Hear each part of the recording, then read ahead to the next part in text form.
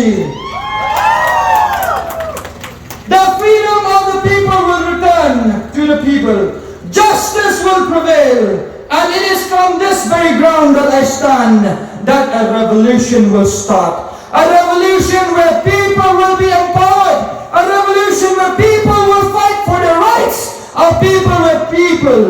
A revolution where people will no longer be fooled by the whims and fancies of once in 5 years. And it is on this day that the people of Pintor Umkra constituency will stand together as one and will fight, because when I win, you all win, your children win, and your grandchildren will win. Very good. And on that note, this is a message that I leave to all the candidates of Pintor Umkra constituency.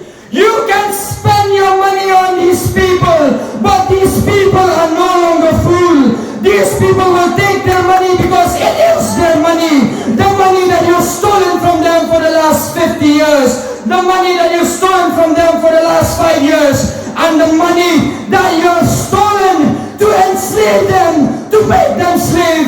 That money will no longer be used to fool the people of Pintor Umkra constituency any longer. And on that note, I leave this day. And on that note, I say to you good night.